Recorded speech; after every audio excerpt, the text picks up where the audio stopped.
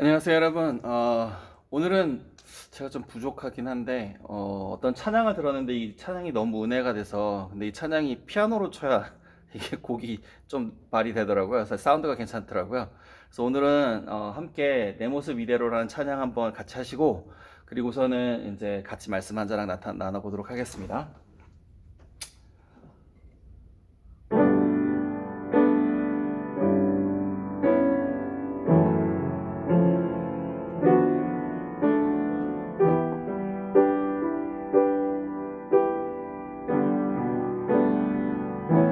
내 모습 이대로 사랑하시네. 연약함 그대로 사랑하시네. 나의 모든 발걸음 주가 하시나니 날 인도하소서. 내 모습 이대로 사랑하시네. 약함 그대로 사랑하시네. 나의 모든 발걸음 주가 하시나니 날 인도하소서. 주의 날개 아래 거하는 것, 주의 임재 안에 거하는 것, 나의 가장 큰 소망, 나의 가장 큰 은혜, 주와 함께 동행하느니 주의 날개 아래 거하는 것, 주의 임재 안에 거하는 것, 나의 가장 큰 소망, 나의 가장 큰 은혜, 주와 함께 영행하느니 나의 가장 큰 소망, 나의 가장 큰 은혜, 주와 함께 동행하느니 나의 가장 큰 소망, 나의 가장 큰 은혜, 주와 함께 동행하느니.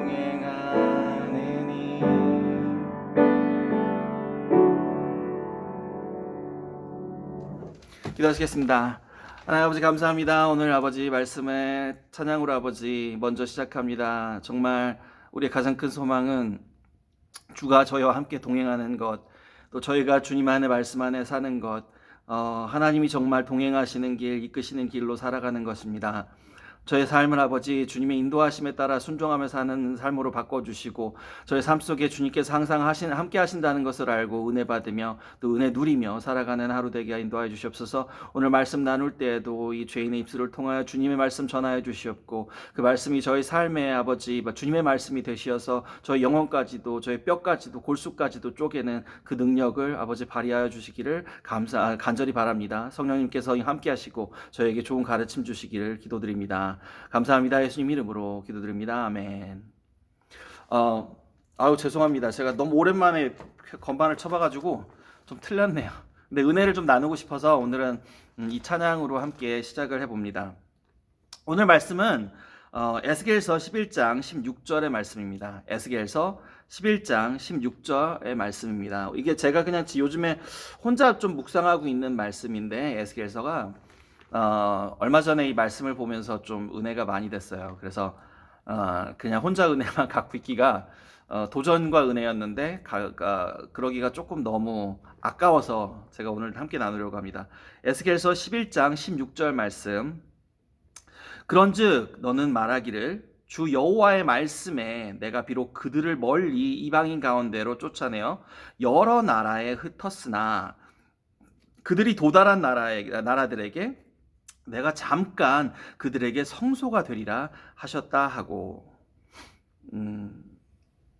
이 에스겔서는 하나님께서 선지자 에스겔에게 남유다의 멸망과, 그러니까 이스라엘이 둘로 나뉘었죠. 솔로몬 이후에 이제 약간 타락하면서 이방 신들을 섬기면서 나라가 둘로 나뉘었어요. 그래서 북쪽 나라가 이스라엘이라는 그 국명을 갖고 있었고, 남유다는 뭐 이스라엘은 이름을 유다로 바꿨어요.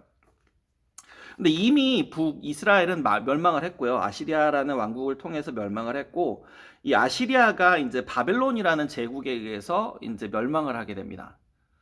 그러면서 이제 바벨론이 그 다음에 대국으로 되면서 이 바벨론이 이제 남유다를 무너뜨리기 시작을 해요.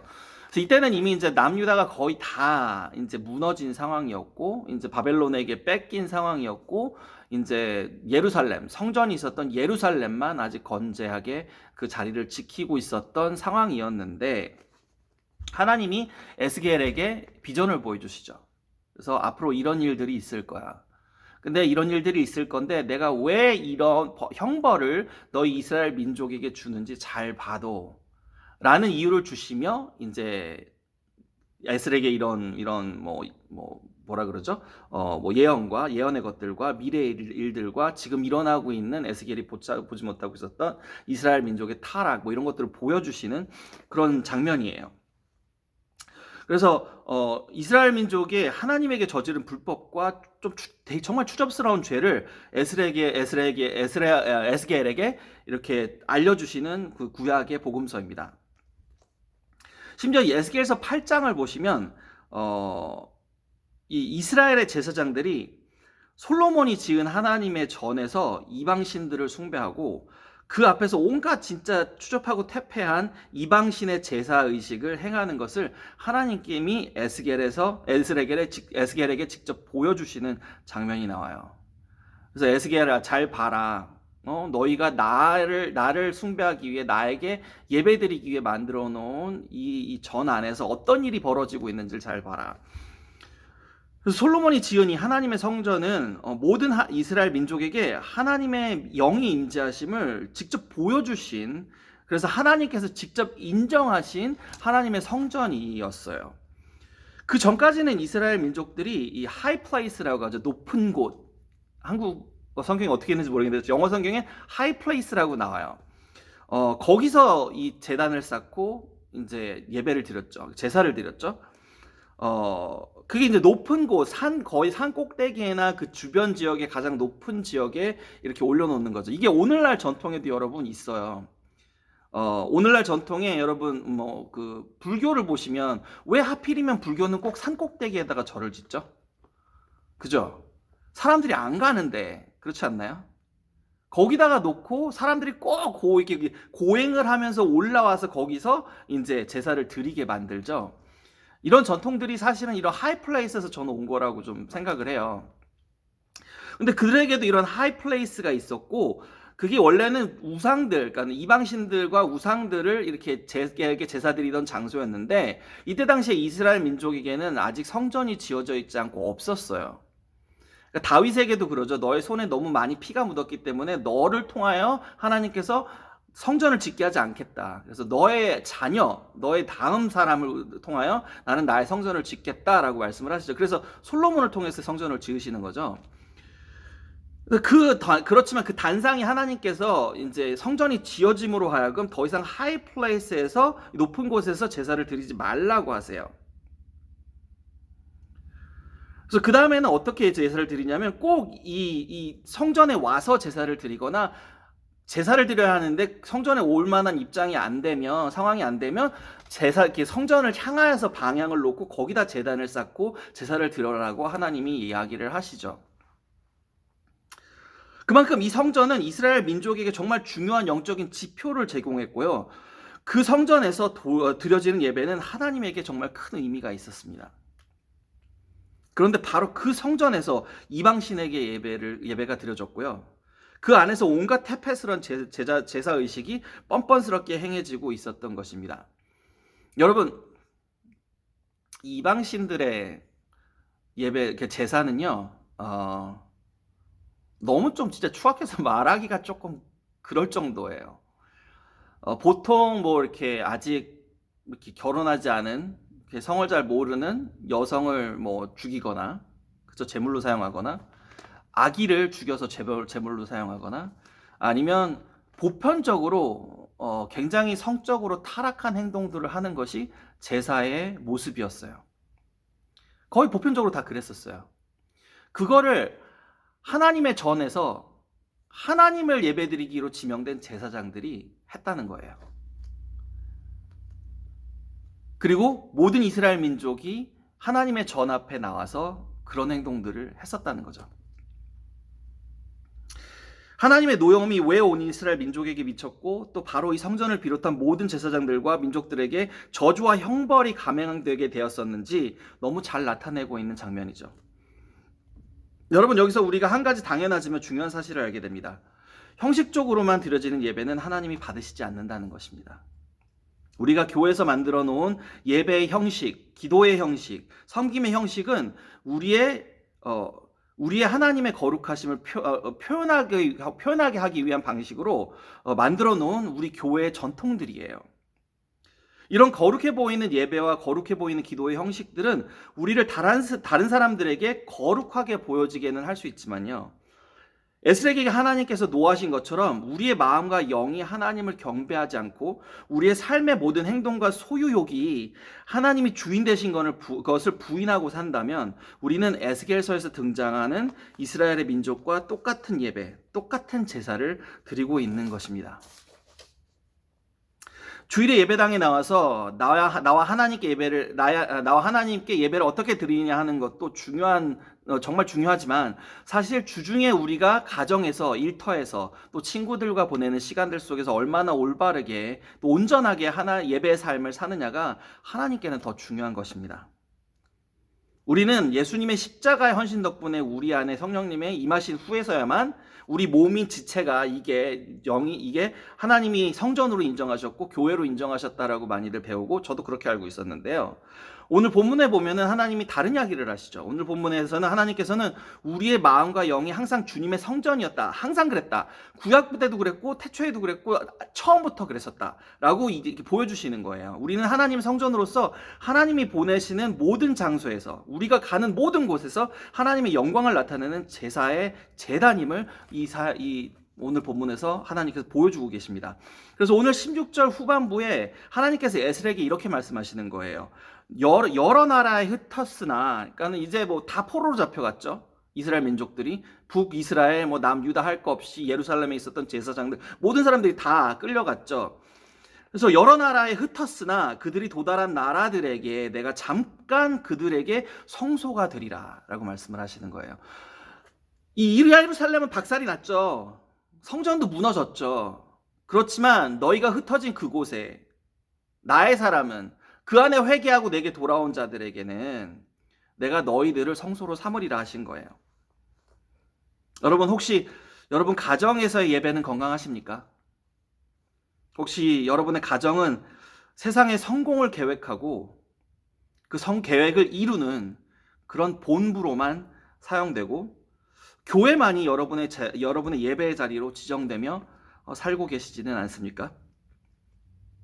여러분, 오늘 본문에서 하나님의 성전이 이방신들의 제단이 되기까지 바로 이 가정에서의 예배가 무너졌기 때문에 그렇게 된 건 알고 계십니까?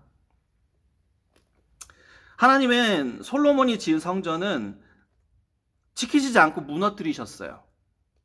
하나님이 바벨론을 들어 쓰셔서 성전을 부시겠다라고 이야기하시며 다 부셔버려서 없애서 버리시죠. 하지만 아시리아나 바벨론에 의해 포로로 잡혀간 이스라엘 민족 중에는 하나님을 온전히 예배드리던 사람들이 생겼어요. 회개를 하고 돌아온 자들이죠. 그런 사람들이 끌려간 곳은 하나님께서 새로운 성소로 지정하시는 장면이 오늘 나옵니다. 그들이 제사 드린 곳은 하나님께서 그들의 가정만이 너희가 믿음이 있었고 믿음을 지켰으니 내가 상을 주겠노라 하시지 않으시고 그 지역 자체를 그들의 가정이 하나님의 성전됨을 통해 축복하시는 모습을 저희가 봅니다. 여러분, 오늘날 교회가 타락하면 하나님은 그 교회를 떠나십니다. 하지만 예배하는 가정은 하나님은 절대 떠나시지 않으십니다. 예배하는 가정은 하나님의 축복이 항상 함께 합니다. 예배하는 가정은 그 가정이 축복하는 주변의 모든 사람들에게 하나님이 주시는 축복의 통로가 되어집니다. 이스라엘 민족은 하나님의 명령도 거역하며 이방 사람들과 결혼했었습니다. 하나님이 결혼하지 말라 그랬죠. 이방 사람들과. 왜냐하면 이방 사람들과 결혼을 하면 자연스럽게 이방 신들이 그 가정을 지배하기 때문입니다. 하지만 이스라엘 민족은 하나님이 이러한 치욕을 받으심에도 이방 신들을 그들의 가정에 들였습니다. 그렇게 믿는 자들의 마음에 이방 종교의 유혹이 스며들었고 그들의 삶 속에 이방 종교가 약속하는 세상의 쾌락이 그들의 숭배 대상이 되었습니다. 오늘날에도 사탄은 하나님의 사람들을 같은 방법으로 예배 자리에서 멀어지게 하고 우리의 마음의 제단을 세상의 쾌락을 숭배하는 제단으로 만들고 있는데요. 우리는 세상의 평탄한 삶과 다른 사람들이 우러러보고 부러워하는 그런 것들을 우리의 우상으로 만들고 우리의 가정을 또 우리의 사업체를 우리의 직장을 또 우리의 학교를 그 우상을 섬기는 제단으로 사용하는 우리 자신을 볼 때가 있습니다. 오늘날 우리는 많은 영적 리더들을 통해 우리의 교회가 무너졌음을 또 우리의 교회가 타락하였음을 또 우리의 삶이 우상으로 지배되었음을 듣고 있습니다. 에스겔서에 이스라엘 민족과 같이 우리의 삶 속에서 예배가 무너지면 또 우리가 돈, 명예, 건강, 쾌락 같은 것들을 우상으로 만들어 예배드리는 삶을 살기 시작한다면 하나님의 노여움과 징벌이 이스라엘 민족에게 내려졌던 것 같이 또 우리들을 기다리고 있을 것입니다. 에스겔의 세대에도 예루살렘 성전에서 하나님을 입술로 찬양하고 예배하는 사람들이 있었습니다. 그 세대에도 하나님의 성전을 위해 헌신했던 수많은 사람들이 있었습니다. 하지만 그 세대에 하나님이 기뻐 받으시는 예배를 드렸던 사람은 없었습니다. 그들의 가정에서, 그들의 마음에서, 그들이 영으로 매일 삶에서 하나님께 드리는 예배가 사라졌기 때문입니다. 우리에게 예배가 사라지면 우리는 그냥 예배는 좀 안 드려도 되고요. 우리 마음속에서 예배가 사라지면 하나님을 경외하는 마음은 조금 이제 부족해지고 우리의 안에서 예배가 사라지면 좀 적당하게 그리스도인으로 살아도 괜찮을 거라는 우리는 아니란 생각들을 하고 있죠. 그렇게 하게 되고요. 그런데 예수님이 가르치심을 보시면 그게 아니라는 걸 확실하게 알게 되는데요. 예수님이 가르치심을 보시면 하나님의 사람이 아니면 그냥 사탄의 사람입니다. 하나님을 예배하는 사람이 아니면 사탄을 예배하는 사람입니다. 또 구원을 받은 사람이 아니면 지옥의 사람입니다. 그 중간에 어중간한 사람은 없다는 이야기입니다. 우리는 대충 그냥 적당하게 교회 나가고 적당히 교회 섬기고 적당히 내 삶 열심히 살면서 내 삶 속에서 한 2-3시간 뛰어서 하나님 섬기고 예배드리고 나머지 것들은 내가 소유하고 내가 사는 매일의 삶 속에 우리 집을 돈과 명예와 건강과 이런 것들을 숭배하는 숭배의 제단으로 만들고 그렇게 살아도 괜찮다라고 생각을 하고 있지만 예수님은 오셔서 그걸 확실히 깨셨죠. 예수 그리스도를 섬기지 않으면 사탄을 섬기는 자고 하나님을 예배드리지 않으면 사탄을 예배드리는 자고 하나님께 속해서 천국을 상속받지 않은 자라면 사탄에게 속해서 지옥을 상속받은 자라고 너무 명확하게 이야기를 하고 계십니다. 정말 여러분, 제가 바라기로는 여러분 모두의 가정 안에 예배가 회복되기를 기도합니다. 오늘날 각 가정의 가장들이 그 가정의 뭐 목사가 되고 그 가정의 리더가 되고 그 가정의 제사장이 되어 그 가정을 그리스도 안에서 잘 성장하고 그리스도를 잘 붙들고 그리스도를 따르는 자로 만들어야 하는데, 여러분 가장이시라면 가장의 예배를 가정의 예배를 회복하시는 여러분 되시기를 정말 기도드립니다. 그래서 우리 각각 가정의 예배가 회복되고 우리 각각 가정의 예배가 회복됨으로 우리가 말씀 안에 건강해지고, 말씀 안에 건강해짐으로 저희가 교회에 나와서 예배당에 나와 여기서 예배를 드릴 때에도 이것이 건강해지고 하나님이 영광 받으시는 온전한 순수한 예배가 될 수 있기를 정말 기도드립니다. 여러분, 오늘의 매일의 삶이 여러분들의 예배의 제단이 되시기를 우리 주 예수 그리스도의 이름으로 축원드립니다. 기도하겠습니다.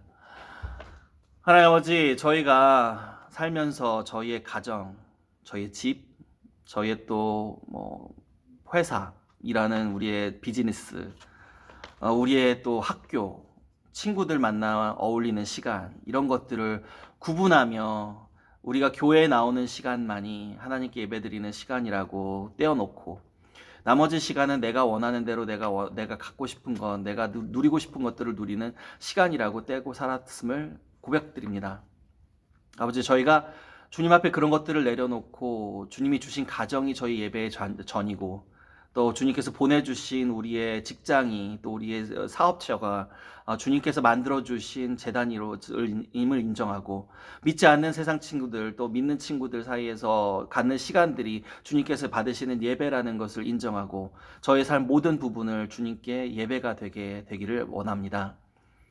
아버지, 저희들 삶 속에 주관하여 주셨고 관여하여 주셔서 저희의 매일의 삶 속이 저희의 예배가 되게 하여 주셨고 저희의 매일의 삶 속의 예배가 회복되므로 저희가 주일에 하나님께 드리는 한 몸으로 드리는 예배도 정말 건강하게 회복될 수 있도록 인도하여 주시옵소서. 오늘 하루 온전히 주님께 바칩니다. 이 하루가 주님께 영광이 되게 하시옵고 그로 인하여 저희가 축복 누리는 하루 되게 하여 주시옵소서. 감사합니다. 예수님 이름으로 기도드립니다. 아멘.